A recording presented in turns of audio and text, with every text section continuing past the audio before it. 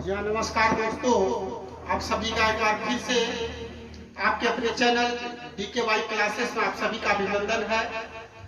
मैं आप लोगों के बीच एक बार फिर से आ चुका हूँ।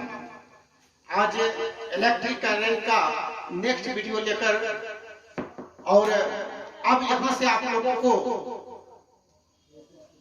पढ़ाई के लिए खासकर अगर हम लोग बात करेंगे 10th क्लास या 12th की, तो अब जितना भी पर्व त्योहार है सब समाप्त हो चुके हैं। और तो यहाँ से हम लोग का अब तकरीबन बच गया करीब 3 महीना, नवंबर, दिसंबर और जनवरी। तो यहाँ पर हम आप लोगों को यही कहेंगे कि ये 3 महीना को बर्बाद नहीं करना। ये आपके लाइफ का सबसे इम्पोर्टेंट टाइम हो सकता है, जहाँ ये 3 मंथ अगर आप बेहतर तरीके से गुजार दिए तो आने वाले दिनों में ये आपके भविष्य को उज्जवल कर सकता है। तो इसीलिए मैं यही कहूंगा सभी स्टूडेंट से कि यहाँ से अब आप लगातार अधिक से अधिक मेहनत करना शुरू कर दें। जितना हो सके 8 घंटा, 10 घंटा, 12 घंटा, मतलब एक भी समय पल को हम लोग यहाँ से बर्बाद नहीं करेंगे।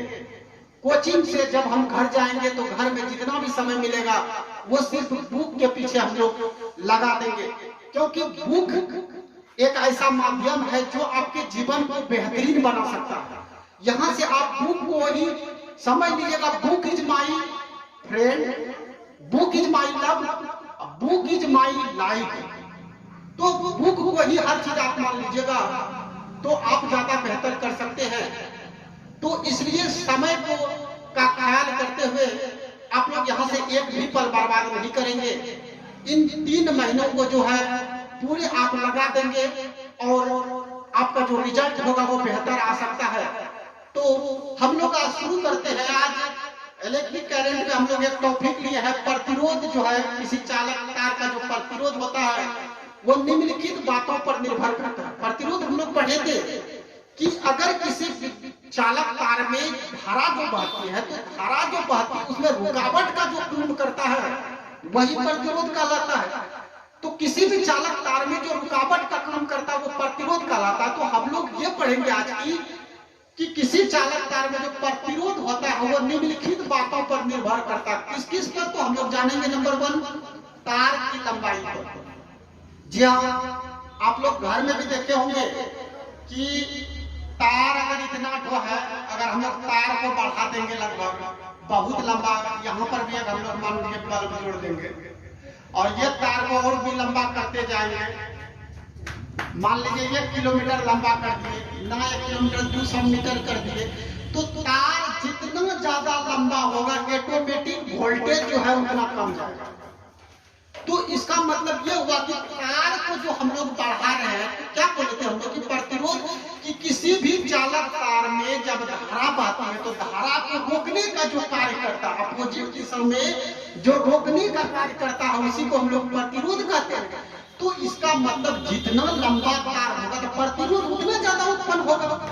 तो इसका मतलब है कि तार जितना ज्यादा लंबा हम लोग करेंगे प्रतिरोध उतना ही ज्यादा उत्पन्न होगा। इसका मतलब तार अगर हम लोग बढ़ाते चले जाएंगे तो इसका मतलब बल्ब का वोल्टेज भी घटते चले जाएगा, क्योंकि जितना लंबा तार बढ़ेगा धारा धीरे धीरे उतना घटते चले जाएगा। इसका मतलब है कि अर्थात तार की जो लंबाई है वो प्रतिरोध के समानुपाती होता है। समानुपाती का मतलब हो गया, अगर तार की लंबाई बढ़ाएंगे, अगर तार की लंबाई 5 मीटर है, प्रतिरोध अगर 10 ओम उत्पन्न हो रहा है तो 10 मीटर, अगर 20 मीटर का अगर तार हम लोग लंबा कर दिए तो प्रतिरोध हो जाएगा 5 चौका 20, 10 चौका 40 ओम हो जाएगा। इसका मतलब जितना तार की लंबाई बढ़ाते जाएंगे प्रतिरोध भी उतना बढ़ते चले जाएगा। इसका मतलब है कि प्रतिरोध जो है तार की लंबाई के समानुपाती होता है। आप लोग समझ गए होंगे ये पॉइंट को, यानी तार की लंबाई जितनी अधिक होगा प्रतिरोध भी उतना ही अधिक होगा। सेकंड कंडीशन हम लोग चलते हैं तार की मोटाई पर। जी हाँ, तार की मोटाई भी जो है उस पर भी प्रतिरोध निर्भर करता है। जैसे हम लोग ले लेंगे, ये तार है, पतला तार है, इससे हम लोग मोटा कर देंगे थोड़ा सा, ये तार मोटा हो गया। तार अगर मोटा कर देंगे हम लोग, तार की बात कर रहे हैं हम लोग, ऊपर वाला खोखला की नहीं कर रहा, खोखला के अंदर में जो तार होता है, यानी कोई प्लास्टिक के अंदर सीधे से जिसमें धारा बहती है, उसी तार की हम लोग बात कर रहे हैं। तो यहाँ पर हम लोग क्या देख रहे हैं कि तार पतला है, यहाँ पर तार क्या देख रहे हैं कि उसकी अपेक्षा मोटा है। तो तार जितना ज्यादा मोटा होगा, तार जितना ज्यादा मोटा होगा, इसका मतलब है कि प्रतिरोध उतना ही कम उत्पन्न होगा। तार जितना ज्यादा मोटा होगा, प्रतिरोध उतना ही कम उत्पन्न होता है।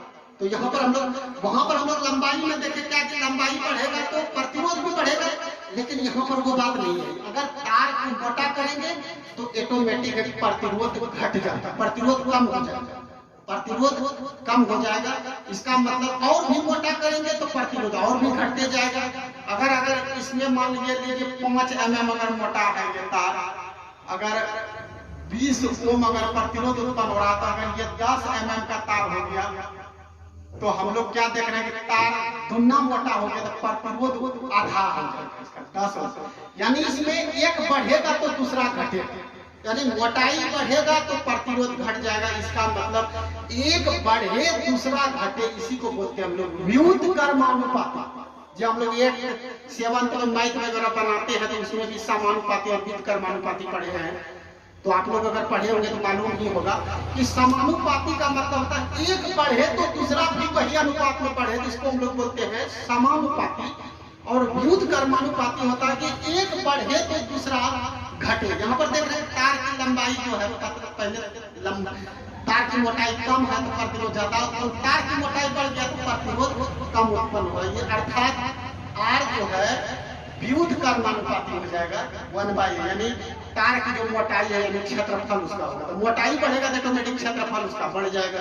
तो कहने का मतलब तार जितना ज्यादा मोटा होगा उसका प्रतिरोध उतना ही कम होगा। या हम लोग ये भी बोल सकते हैं तार जितना ज्यादा पतला होगा उसका प्रतिरोध उतना ही ज्यादा उत्पन्न होगा। ये भी आप लोगों का क्लियर हो गया होगा। तीसरा हम लोग चलेंगे चालक के पदार्थ। जी हाँ, चालक जो है विद्युत के बहुत ऐसे अलग अलग बेहतर चालक, जैसे चांदी की बात करेंगे, तांबा हो गया, लोहा, तो ऐसा बहुत सारा धातु है जो विद्युत का सुचालक है। तो लेकिन उसमें भी हम लोग देखेंगे तार अलग अलग होता है, तो उसमें भी जो है प्रतिरोध अलग अलग हो जाए। जैसे हम लोग चांदी ले लेंगे, और चांदी का अगर हम लोग कंपेरिजन तांबा से कर लेंगे, तो आप लोग जानते हैं कि तांबा से बेहतर विद्युत का सुचालक चांदी है, क्योंकि चांदी का जो है बहुत लंबा तार बना जा सकता है, क्योंकि जो जितना बेहतर सुचालक होता है उसका तार उतना ही लंबा बना जा सकता है। यहाँ पर हम लोग तांबा और चांदी की बात करेंगे, तो चांदी विद्युत का बेहतर चालक है, इसीलिए इसमें जो है धारा बेहतरीन यानी सुगमता पूर्वक प्रवाहित होगा। जबकि तांबा की अगर हम लोग बात करेंगे तो तांबा जो है चांदी की अपेक्षा अगर हम तांबा की बात करेंगे तो इसमें थोड़ा सा कम धारा बहेगा। तो इसका मतलब यह हुआ कि जो विद्युत का जितना बेहतरीन चालक होगा उसमें प्रतिरोध उतना ही कम उत्पन्न होगा। तो यहाँ पर हम लोग देख रहे हैं कि यदि विभिन्न पदार्थ के तार समान लंबाई तथा समान मोटाई को, मान लो लीजिए अगर ये तार हो गया, ये भी तार, मान लीजिए यही तांबा का तार है,